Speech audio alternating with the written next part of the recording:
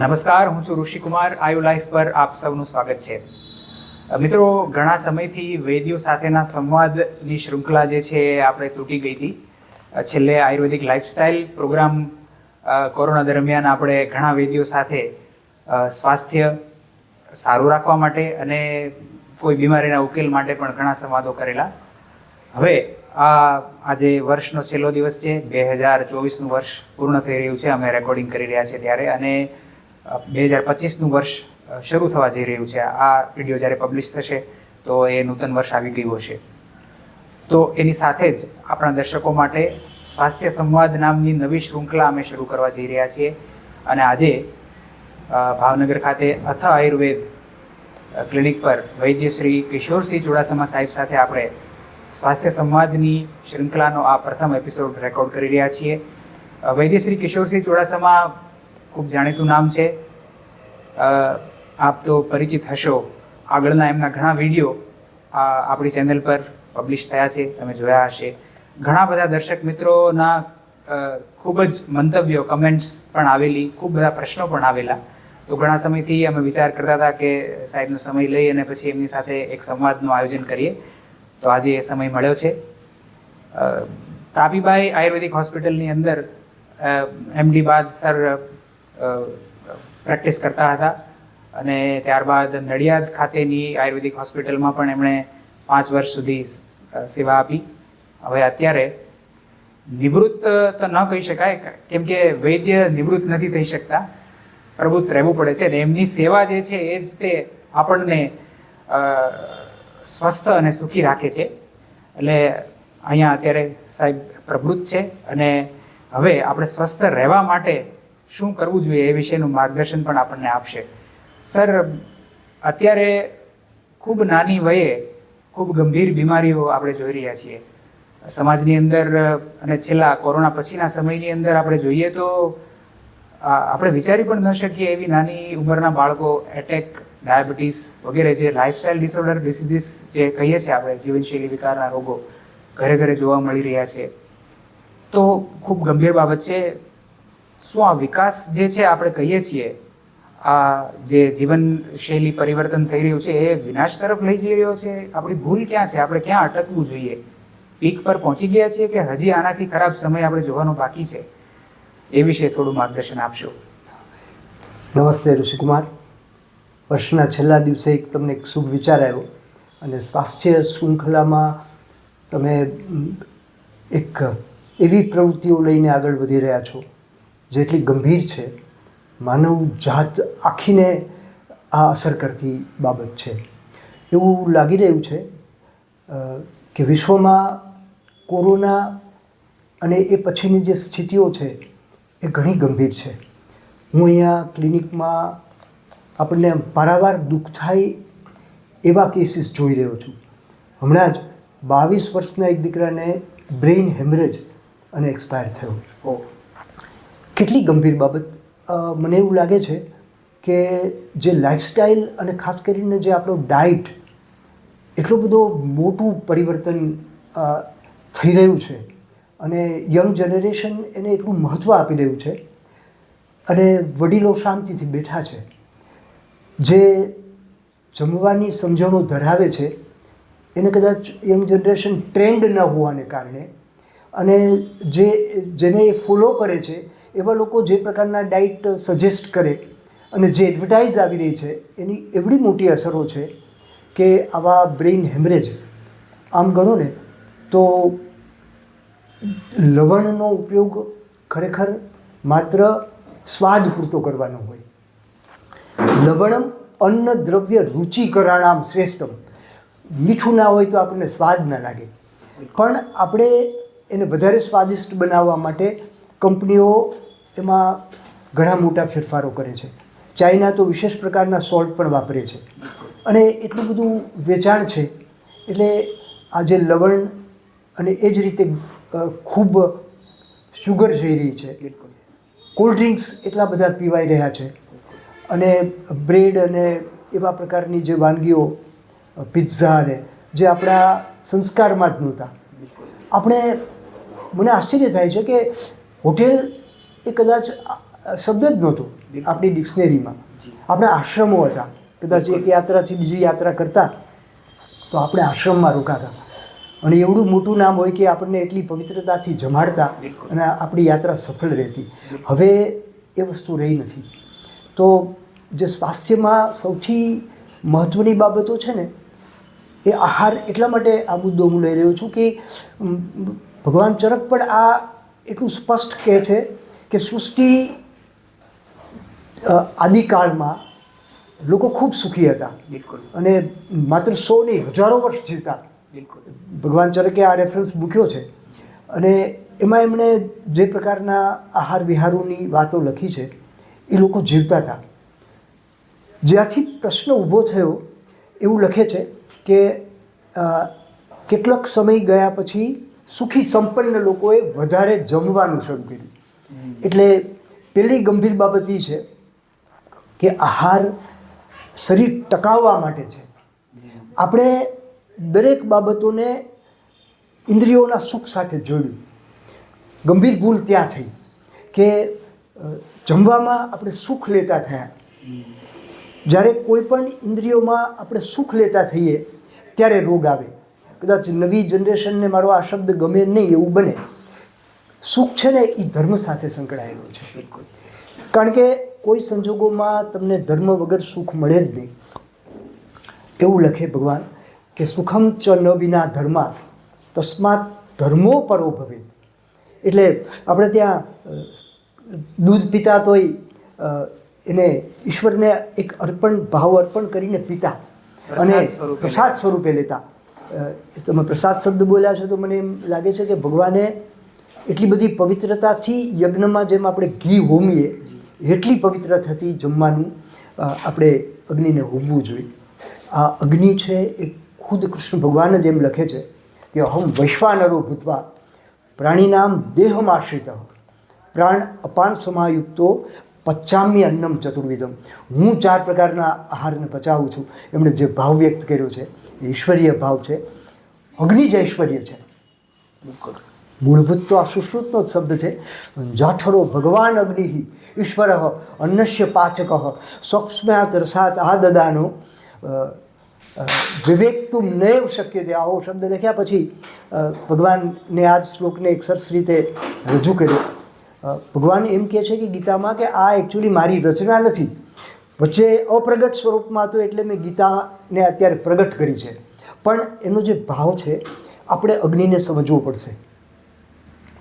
પહેલી વસ્તુ એ નિશ્ચિત રૂપથી આહારમાં સુખ છે. સુખ લેવાનું છે. કારણ કે તમે પોતાની પ્રકૃતિ પ્રમાણે જમતા નથી.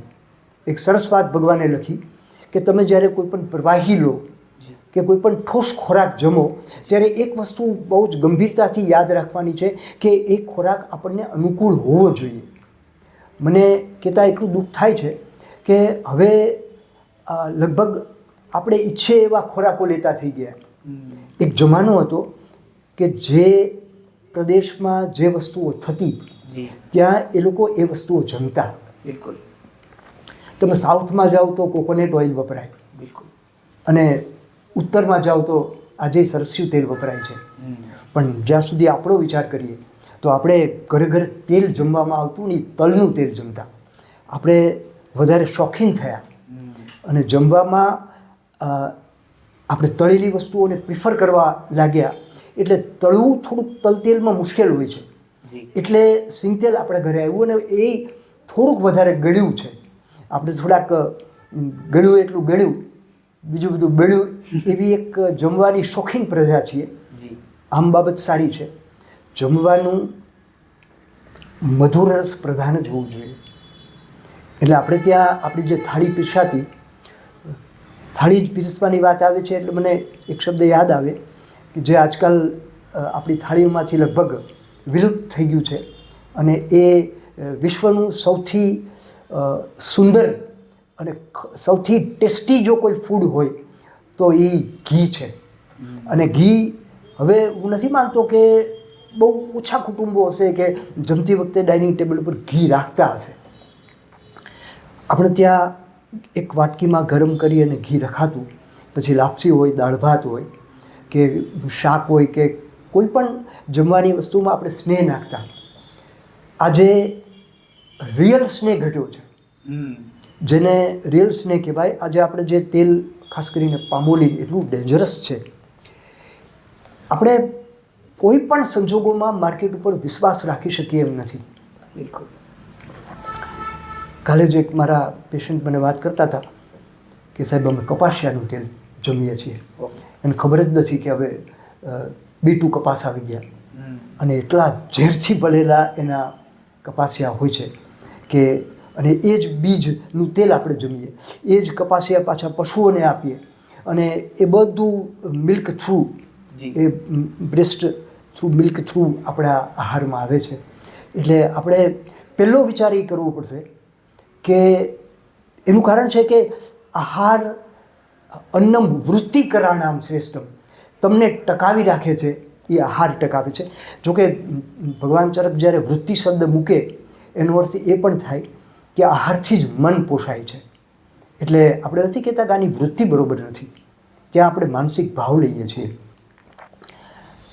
જે સંહિતા ગ્રંથો અથવા ઋષિકૃત ગ્રંથો છે ને, એની એક બીજી વિશેષતા એ છે કે એના એક અર્થ નથી હોતા. એટલે વારે વારે વાંચવાથી આપણને હંમેશા નાવીન્ય ફીલ થાય. બિલકુલ. એટલે એ આજની નવી પેઢીને હું એ પણ કહેવા માગીશ કે કોઈ પણ સંજોગોમાં એટલીસ્ટ જે આપણા વડીલો જેમ સ્વાધ્યાય કરતા ને, એમ માત્ર ઉઠીને એક થોડોક સ્વાધ્યાય રાખવાનો છે. આજે મને કહેતા બહુ આનંદ થાય કે કેટલાક એલોપેથી સર્જન હોય કે એલોપેથિક ડૉક્ટર્સ હોય કે આયુર્વેદિક હોય કે એન્જિનિયરો હોય, હજી ઘણી જગ્યાએ પરંપરામાં સવારે ગીતા, મહાભારત, રામાયણ અથવા તો એવા ઋષિકૃત ગ્રંથોનો સ્વાધ્યાય થઈ રહ્યો છે. પહેલી વસ્તુ એ છે કે આ શરીર નિશ્ચિત રૂપથી આહારથી ટકેલું છે, એટલે વૃત્તિકરણ નામ લખ્યું. એ વૃત્તિ જે છે એ મનને પણ પોષે છે. આપણે બોલીએ છીએ કે આ સાત્વિક આહાર છે અને આ વ્યક્તિ સાત્વિક છે. નિશ્ચિત રૂપથી ક્લિનિકલી જો વ્યક્તિ, પેશન્ટ જ્યારે અમને એનો ડાયટ બતાવે છે, અમે એના ડાયટ ઉપરથી એવું અનુમાન કરી શકીએ કે આ રાજસિક છે, તામસિક છે કે સાત્વિક છે. આજે જેમ ગીતાએ લખ્યું છે એમ આપણે રાજસિક વધારે આહાર લઈ રહ્યા છીએ. બધા જ મેં જેમ કહ્યું ને કે હેમરેજ થાય છે નાની એજમાં. એણે લખ્યું છે કે કટુ અમ્લ લવણ, આ ભગવાન ગીતાના શબ્દો છે, કટુ અમ્લ લવણ અતિ ઉષ્ણ તીક્ષ્ણ અને વૃક્ષ હૃદયભિ. રાજસિક લોકોને આવો ખોરાક ગમે. 95 વર્ષના દાદા ને ડૉક્ટરે એક સૂચના આપી કે તમે થોડુંક સોલ્ટ ઓછું કરો. એ જે 95 વર્ષના છે, એમને કોઈ બ્લડ પ્રેશર નહોતું, ડાયાબિટીસ નથી, કશું જ નહોતું. એટલે તરત જ એ ચમક્યા. એમને મને એમ કીધું કે હા, એ કે મારી થૂલીમાં પણ મીઠું હોય છે.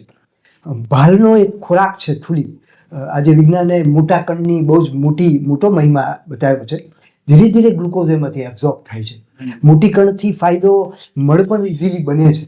એ 95 વર્ષવાળા મારા જ કુટુંબી છે. એ ઘણી વખત મને એમ કહેતા કે દૂધ અને થૂલીમાં જે મને મજા આવે છે, એ જે મજા છે ને એ એમને સાત્મ્ય છે. વ્યક્તિને પોતાની પ્રકૃતિનો વિચાર કરીને પછી ખોરાકોમાંથી પણ પોતાની માફક હોય લેવું જોઈએ. એમને તરત જ સ્ટ્રાઇક થઈ કે હા, હું થૂલીમાં પણ મીઠું લઈ રહ્યો છું. આજે રોટલીમાં મીઠું નાખવું, છાશમાં ઉપરથી મીઠું નાખવું અને સાઈડમાં જ વધારાનું સોલ્ટ રાખવું, એ આજના યુગમાં બરોબર નથી. લોકોને મેં રેગ્યુલર ચવાણું જમતા જોયા છે. બ્લડ પ્રેશરની દવાઓ ખાતા હોય અને સવારમાં ચા અને બિસ્કિટ લેતા હોય. કેટલું સોલ્ટ જાય એને ગંભીરતા જ નથી. એટલે ભગવાને 6 રસ બનાવ્યા, પણ જે લેવાનો છે લવણ રસ, એ બધા જ રસની વિરુદ્ધનો રસ છે. પણ એ સ્વાદ માટે સોલ્ટ પણ એસેન્શિયલ છે, પણ એનું પ્રમાણ ભાન રાખવું જોઈએ. દરેક જગ્યાએ જેમ ભગવાન ચરકે તો લખ્યું જ, પણ ગીતામાં એમ લખ્યું ને કટુ અમ્લ લવણ. આપણે ત્યાં તીખાસ, લાલ મરચું જમાતું નહોતું. આપણે મરીનો છૂટથી ઉપયોગ કરતા, લીંડી પીપરનો છૂટથી ઉપયોગ કરતા. એણે ભગવાનને તો લખવું પડ્યું કે આ પીપલીનો અતિયોગ નહીં કરતા, નહીં તો એ આટલી તકલીફો કરશે, એવું લખવું પડ્યું. એટલે પીપલી પણ બહુ જમતા, અને એ એક પ્રકારનું સ્ટીરોઇડ છે, પણ એને પ્રમાણનું ધ્યાન રાખીને જે લોકો પીપલીને એક આહારમાં સ્થાન આપે છે, થોડા પ્રમાણમાં લે છે, રસાયણ તરીકે લે છે, એના ગુણો આજે પણ એ લોકો મેળવે છે. મને કોઈ સંકોચ વગર હું કહીશ કે મેં છેલ્લા 1 વર્ષ 5 થી 10 પીપલી સવારમાં ચાવવાનું શરૂ કર્યું રસાયણ તરીકે, તો મને એના નિશ્ચિત રૂપથી બેનિફિટ છે. એટલે એણે ના પાડી છે કે રેગ્યુલરલી મોટા પ્રમાણમાં પીપલી ન લેવી જોઈએ, પણ કોઈ પણ તીખા રસ લેવાની વાત આવે ત્યારે આપણે ગુજરાતીમાં કહેવત છે કે જેની માએ સવાશેર સૂટ ખાધી હોય મારી હારે આવે. એટલે ઘરે ઘરે આપણે ત્યાં સૂટ જમાતી, બિલકુલ ઘરે ઘરે આદુનો ઉપયોગ થતો. કેટલો સરસ શબ્દ વાપર્યો છે એને, વિશ્વ ભેષજ. બિલકુલ હું બહુ જ વિશ્વાસ સાથે કહી શકું કે જે લોકોના ઘરે સૂંઠ અને આદુનો ઉપયોગ થાય છે એને કોઈ પણ રીતે એસ્પિરિન ખાવાની જરૂર નથી. આ મારી મૌખિક ચેલેન્જ છે, અને હું હજી એટલી ચેલેન્જ આપું છું કે જે લોકો પોતાના ડાયટમાં જો આટલો ચેન્જ કરે કે રોજ આદુનો ઉપયોગ કરે, રોજ સૂંઠનો ઉપયોગ કરે, તો એવા લોકોને એસ્પિરિન લેવાની જરૂર નહીં પડે. એટલે ઔષધીય આહાર આપણો હોવો જોઈએ. ષડરસ લેવાના છે, પણ એ જે ઔષધ સ્વરૂપે ઉપલબ્ધ છે, તમે સૂંઠનો ઉલ્લેખ કર્યો, પીપળીનો ઉલ્લેખ કર્યો, મરીનો ઉલ્લેખ કર્યો, તો એ બધા રસો છે, પણ જે મૂળ રસ છે, જે ફક્ત મસાલા સ્વરૂપે જ આપણે વાપરવાનો હોય છે, એનો અતિરેક થયો, એ આપણને જે ખરેખર આહાર જે છે એ સ્વાસ્થ્ય વર્ધક હોવું જોઈએ, એને બદલે એ સ્વાસ્થ્યને બગાડનારું બન્યું છે, એમ સમરાઇઝ કરી શકીએ તમારી વાત. એક્ઝેક્ટલી. આહાર, આ શરીરની વૃદ્ધિ જી આહારથી જ થાય. બિલકુલ આયુષ્ય એનાથી જ ટકેલું રહે, અને એ બગડે તો જ રોગ થાય. બગડતું રહે અને પથ્યનું પાલન તમે ન કરો તો એ તમે ગમે એટલી મેડિસિન ખાઓ, બિલકુલ એ તમને એટલું બેનિફિટ ના આપે. એટલે હાઇપરટેન્શન હોય તો દવાઓ વધતી જાય, ડાયાબિટીસ હોય તો. અમારી પાસે એવા પેશન્ટો આવી રહ્યા છે કે સાહેબ હવે અમને ડૉક્ટરો ચેલેન્જ કરી રહ્યા છે કે તમે હવે જો તમારી લાઈફસ્ટાઈલમાં કે આ દવાઓ ઓછી પડશે તો મારે તમને ઇન્સ્યુલિન ઉપર લેવા પડશે. ઇન્સ્યુલિન લેવામાં વાંધો નથી હોતો, પણ ઇન્સ્યુલિનની સાઈડ ઇફેક્ટ એ ઘણી બધી છે, વિજ્ઞાન એ પણ જાણે છે. એટલે એવા પેશન્ટો આવી રહ્યા છે કે જેમને હંમેશા મોટો ચિંતાનો વિષય એ છે પ્રમેહુ અનુષંગીના. એટલું બધું ડાયાબિટીસ વધી રહ્યું છે, એટલો મોટો ચિંતાનો વિષય છે કે આપણે આપણી નેક્સ્ટ જનરેશનને ડાયાબિટીસ વારસામાં આપી રહ્યા છીએ. બહુ જ દુઃખદ, અતિ ગંભીર. અને એ જમાનામાં પણ એણે જો આવું લખ્યું હોય કે આજે પણ વારસામાં આવવાવાળો સૌથી મોટો કોઈ રોગ હોય તો પ્રમેહ છે, એવું ભગવાન ચરકને લખવું પડ્યું હોય. આજે એ જ વસ્તુઓ સાબિત થઈ રહી છે. એટલે લોકોએ જે કેન્સર જેવા રોગો, કોલેસ્ટ્રોલ, હાઈ કોલેસ્ટ્રોલ અને હાઇપરટેન્શન જે આવી રહ્યા છે, એમાં જે ગ્લુકોઝ કારણભૂત છે, સોલ્ટ કારણભૂત છે, આવા તીખા દ્રવ્યો કારણભૂત છે, અને સમજણ વગરના તેલ કારણભૂત છે. ગુજરાતીઓને તો સૌથી વધુ 2 વસ્તુ નડે છે ને, એ 2 જ કેવી હોય તો એક બહુ મોટા પ્રમાણમાં ઘઉં અને તેલ, આ ટોપ ઉપર છે. એટલે આપણે ત્યાં સાંપનિક લોકો ક્યારેય એકલા ઘઉં જમતા નહોતા. એ આશ્ચર્યની વાત છે કે પછીથી આપણે એમાં સુખ લેવા લાગ્યા, એટલે ઘરે ઘરે ઘઉંની સાથે જે જવ જમાતા એના બદલે એકલા ઘઉં ઉપર આપણે શરૂ કર્યું. હવે લોકોને કેલેરી અને એ ગ્લુકોઝનો ખ્યાલ આવે છે કે અંદર કેટલું છે. યવ પ્રધાનસ્તુ ભવેત પ્રમેહી એવું લખ્યું. અને ચરબીથી અથવા તો વધારે શરીર થવાથી થવાવાળા બધા રોગો માટે જવ અક્ષીર અનાજ છે. એટલે જે લોકો એવું ધ્યાન રાખીને એકલા જવ ઉપર આવી જાય છે એને કોઈ પ્રશ્નો રહેતા નથી. ભગવાન તો ગેરંટી જ આપે કે જે લોકો મગ, જવ અને આમળાનો ઉપયોગ કરે છે એને ક્યારેય ડાયાબિટીસ થતો જ નથી. તો કેટલી આવી ચેલેન્જ તો કદાચ કોઈ ના આપી શકે. ભગવાને છૂટથી ચેલેન્જ આપી. લખ્યું છે, આ લખેલી બાબતો છે, અને આજે પણ સંહિતાઓમાં આવા ઢગલાબંધ રેફરન્સો છે તમે જે ચિંતા કરો છો ડાયટની, એ સાચી ચિંતા છે. અન્ન બગડવાથી મન બગડે છે. અને જે લોકોને અધિકાર નથી અને માત્ર પૈસા કમાવા માટે જે રસોઈ કરવા હોટેલમાં આવે છે, એને પગાર અને વેપારીઓને પૈસા સિવાય કંઈ લેવા દેવા નથી. એ લોકો ડાયટમાં લોકોને શું ગમે છે, જેમ નેતાઓ પણ કઈ ફોર્મ્યુલા લાવશે જે લોકોને ગમશે, કારણ કે એમનું ચૂંટાવું છે. તો હોટેલ પણ એવું જ ડાયટ પીરસશે જેમાં લોકોને મજા આવશે, ફરી ફરી એ આવશે. એટલે આપણે આપણી જાતને સુધારવી પડશે. આપણને શરમ લાગવી જોઈએ. આજે શરમ નથી રહી. હું કાલ રામાયણ વાંચતો હતો, તમને આશ્ચર્ય થશે કે ભગવાન રામે જ્યારે પહેલી વખત સીતાને કીધું કે મને જંગલમાં મારા પિતાની આજ્ઞાથી મારે જવું પડશે, ત્યારે એમનું માથું સેજ ઝૂકેલું હતું. એમને આ પોતાના કુટુંબમાં આ ઘટના બની. હું તમને ફરીવાર કહી દઉં કે જ્યારે પહેલી વખત એને માએ આદેશ કર્યો ત્યારે મોઢામાં રેખાઓ ફેરફાર નહોતો થયો, પણ મા સીતાહારે જ્યારે ભગવાન રામ વાત કરી રહ્યા હતા ત્યારે વાલ્મીકીએ એ વસ્તુ મૂકી છે કે માથું સેજ ઝૂકીને અને થોડાક લજ્જા સાથે. સાહેબ, આજે લજ્જા જતી રહી છે. આજે હોટેલમાં ગયા હોય એવું અભિમાન વ્યક્ત કરે છે. માણસને શરમ લાગવી જોઈએ. મેં મારા ઘરે કાલ વાત કરી, મને આવું બધું કેવું જાહેરમાં ગમે કે આજે અડદિયો ઘરે નથી બનતો તો મારે લેવા જવું પડે. તો એક જગ્યાએ ગયો અને મને ખરેખર સંકોચ થતો હતો, કારણ કે આજે આપણા ઘરે આપણી મીઠાઈઓ બની નથી રહી. કુછ મીઠા હો જાય અને આપણે કરિયાણાની દુકાને ખરીદવા જવું પડે, મીઠાઈની દુકાન પણ નહીં. કેટલી ગંભીર બાબત કહેવાય. આપણે કેટલા નિર્બળ છીએ, કેટલું ધનોત આપણું નીકળી રહ્યું છે. તો ચિંતા કરતા હતા ને કે આપણે કઈ દિશામાં જઈ રહ્યા છીએ, વિનાશ તરફ જઈ રહ્યા છે. પાકી વાત છે. આ રીતે દુનિયા ચાલી તો આપણે તો સૌથી પહેલા બરબાદ થશું. નિશ્ચિત બાબત છે. કારણ કે જેને પોતાના આહારનો ખ્યાલ નથી એને બીજું શું ખ્યાલ આપે? બનાવવા વાળાની અસર. વિનોબા ભાવેનો દાખલો છે કે જ્યારે એક બેન ભજીયા બનાવીને લઈ ગયા ત્યારે એને કીધું કે મેં તો જમી લીધું છે બેટા, હું હવે તો ન લઉં. પણ એનો હાથ ભજીયા ઉપર ખાલી હથેળી મૂકી અન્નનું અપમાન ન કરવા માટે, અને એ ચમક્યા કે બેટા આ ભજીયા તે બનાવ્યા ત્યારે તો તું ગાયત્રી મંત્ર બોલતી હતી. વિચારો કે એ કેટલો પવિત્ર આત્મા હશે કે એના ખાલી સ્પર્શથી જ ગાયત્રી મંત્ર એને સૂજો. એટલે માં રસોઈ બનાવતી ત્યારે એ ફિલ્મ ગીત સાંભળતી નહોતી અને પિક્ચરો જોતી કે સિરિયલ ચાલુ રાખીને એ રસોઈ નહોતી બનાવતી. આ બધા જ સૂક્ષ્મ તત્વો એ રસોઈમાં જાય અને એ આપણી મન ઉપર અસર કરે.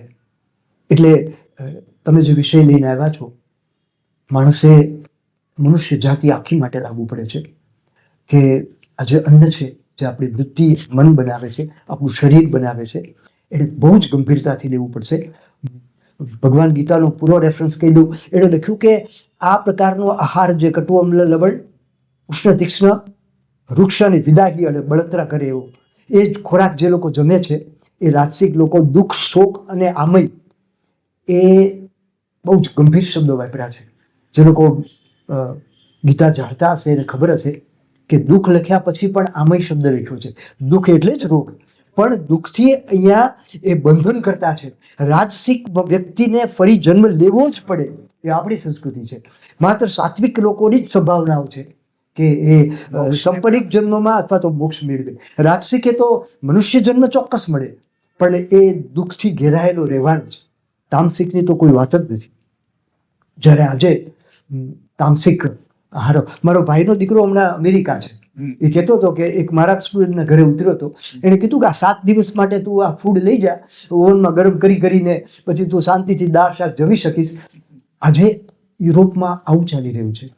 આપણે પણ એને જ ફોલો કરી રહ્યા છીએ. ઘણી ખરી બાબતો તમે જે શરૂઆતના વાત કરી કે બ્રેન હેમરેજ થઈ ગયું, એટલે બ્રેન વોશ કરી બહારની સંસ્કૃતિ, બહારનું ભોજન જે કંઈ આપણે અત્યારે સ્વીકાર્યું છે, તો એક પ્રકારની જે જાહેરાત અને આપણું ગ્રુપ અને શું વધારે સારું લાગશે અથવા આ પ્રમાણે હું નહીં ખાવ તો હું કેવો લાગીશ, હું કેવી લાગીશ, એવું વિચારી અને જે વસ્તુઓ સહજ આવી રહી છે, એક પ્રકારે સરે આપણને જે વાતો સૂત્રાત્મક સ્વરૂપે શાસ્ત્રોના રેફરન્સ સાથે કીધી એ ખૂબ જ સ્વીકારવા જેવી, અપનાવવા જેવી છે.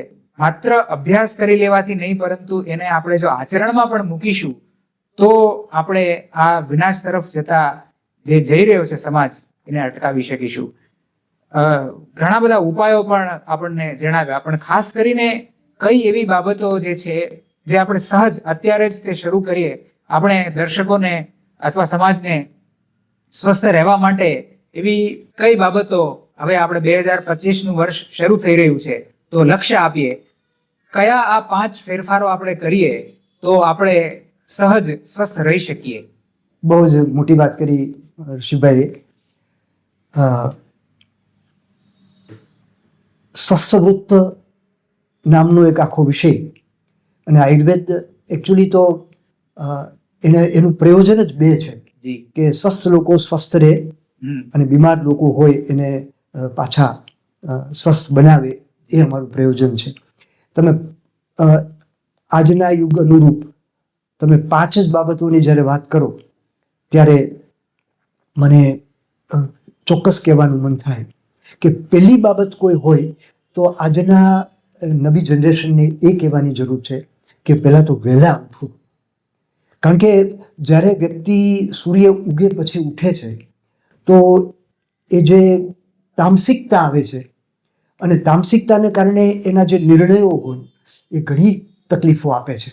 એને એ ખબર જ નથી. મને કહેતા, કારણ કે આજે માણસ કોઈ સવારે 2-3 કલાક સૂવે તો એ બીજે દિવસે વિચારે કે મને તો કોઈ તકલીફ નથી. જે સૂક્ષ્મ ફેરફારો થાય છે મન ઉપર અને મનની શરીર ઉપર, એને ખબર નથી કે તમે મોડા ઉઠો તો જે તામસિકતા પ્રવેશે એટલે તમારો કોઈ પ્રકારનો કોઈ ઇન્દ્રિય ઉપરનો કંટ્રોલ જ ના હોય. અને જ્યારે તમારો ઇન્દ્રિય ઉપરનો કંટ્રોલ ના હોય તો તમે નિશ્ચિત રૂપથી રોગ તરફ જવાના. સાત્વિકતા એને કહેવાય કે જે લોકો સાત્વિક આહાર લે એ તો જરૂરી જ છે. ગીતાએ બહુ સ્પષ્ટ કીધું. સાત્વિક આહારની વાત આવી છે એટલે કહી દઉં. 4 વસ્તુઓ મૂકી એને કે વ્યક્તિએ રસકસવાળું જમવાનું હોય. રસકસવાળો શબ્દ વાપર્યો છે. રસિયા, રસ પ્રધાન આહાર જમવાનો હોય. એ રસિયા શબ્દનો અર્થ છે ને એ દૂધ ઘી છે.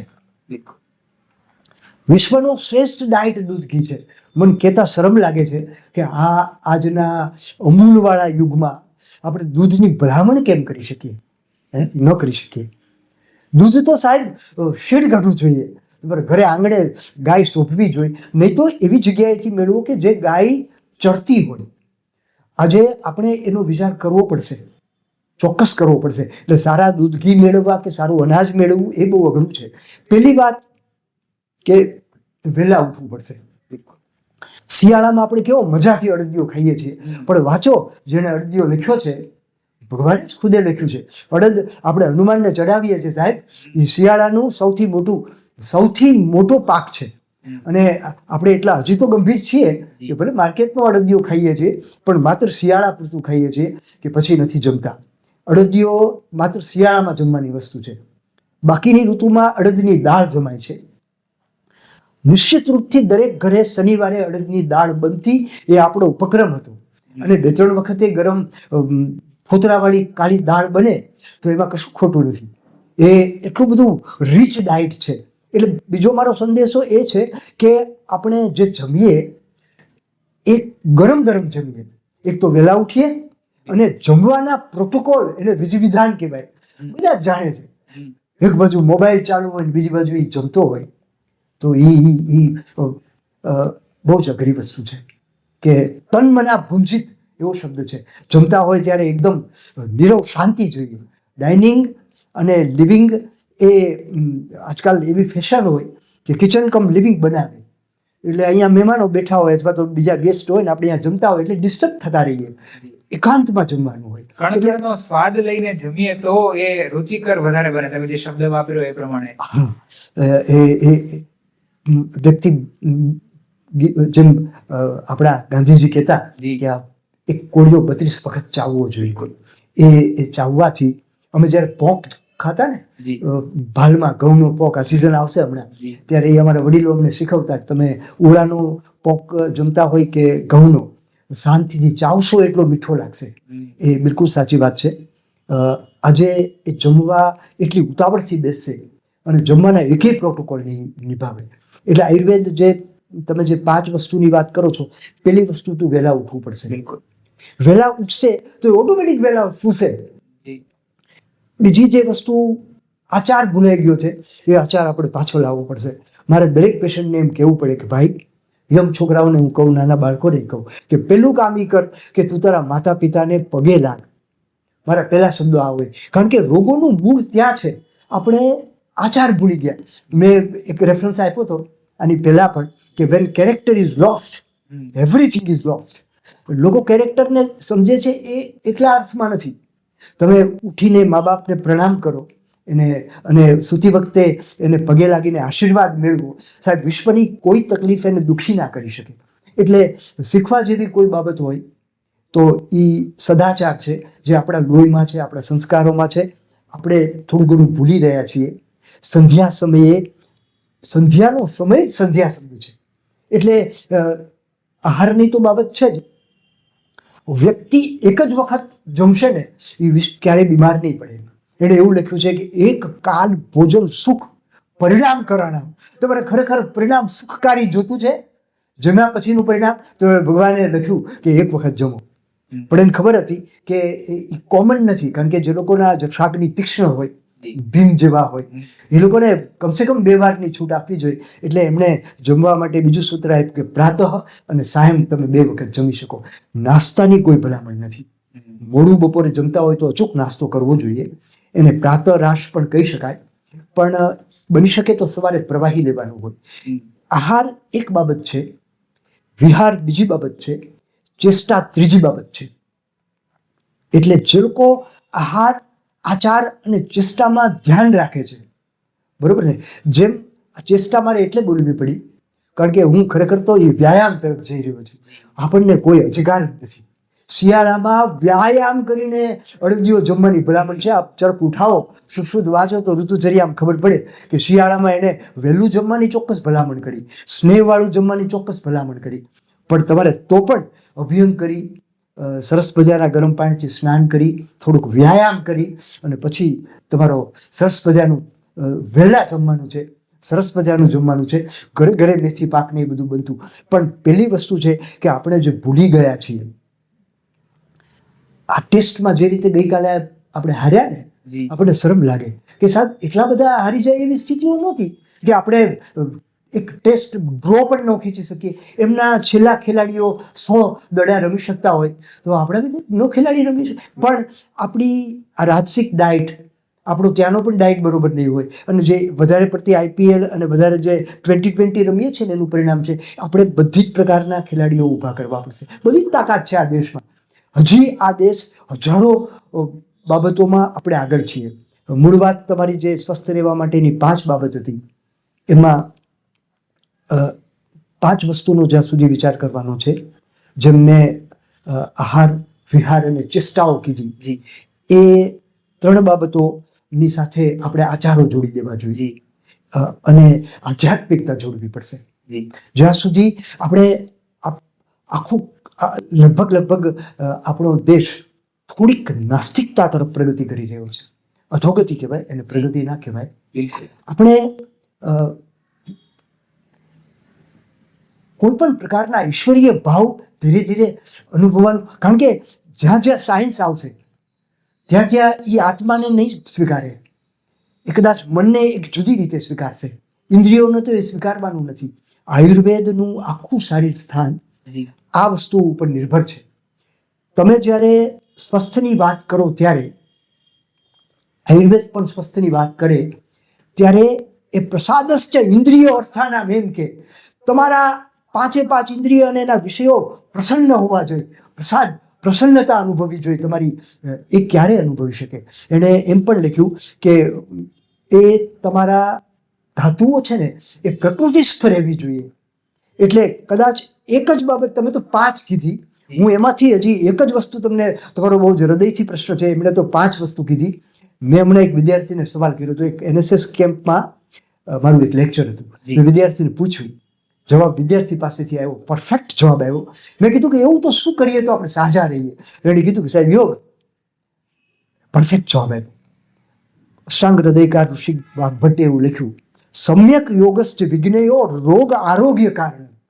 તમે કોઈ પણ વસ્તુ કરો ને, તમે મજા આવે એવું ગરમ ગરમ માફક હોય એવું જમો, પણ જમવામાં સમ્યક યોગ કરો.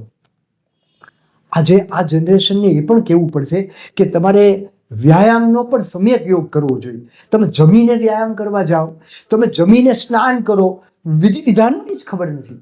એટલે એ શીખવું પડશે.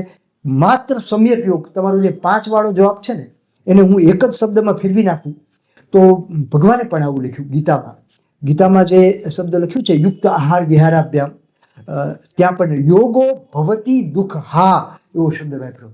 ગીતા એ હાર્દ અને માખણ છે, એ ચરક અને વેદોનો સાર છે.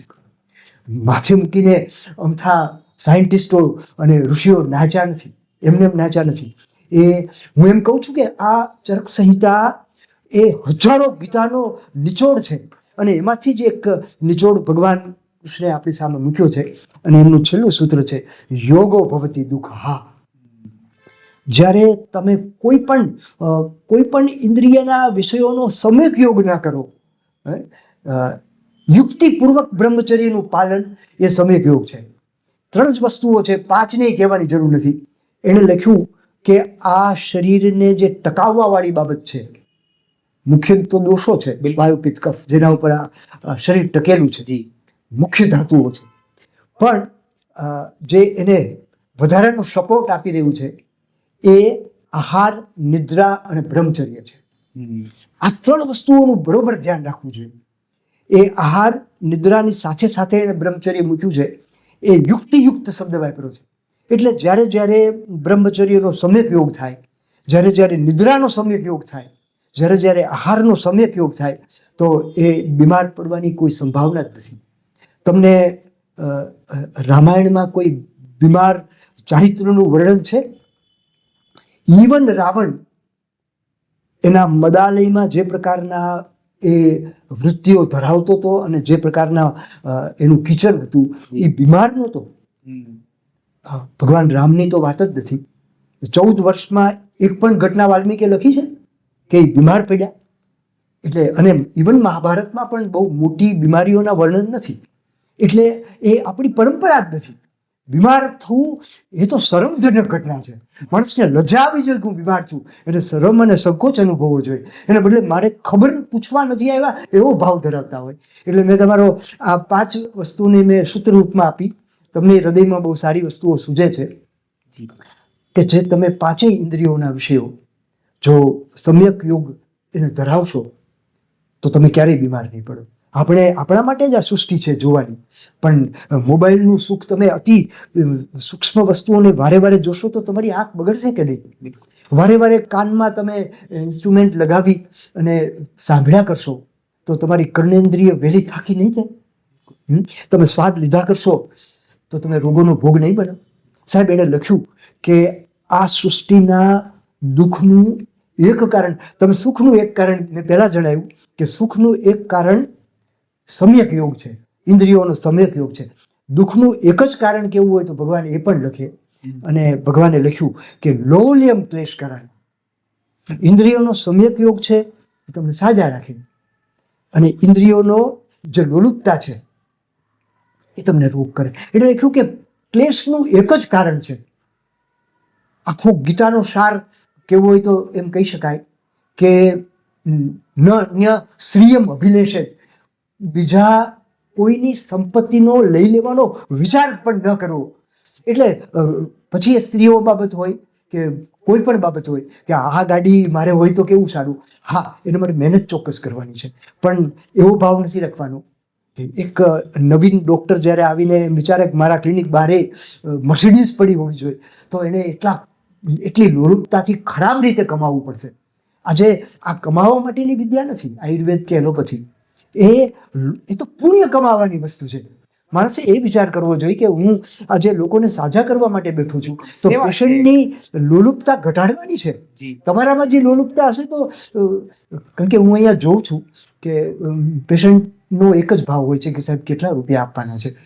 રૂપિયાની ચિંતા ન કરો, હું પેશન્ટને કહું, પણ તમે અમારી જે બાબતો છે એને ફોલો કરો. કદાચ લોકો એવું કહે છે ને કે ઝડપથી આયુર્વેદ કામ ન કરે, એવું નથી. આયુર્વેદ ઝડપથી જ કામ કરે.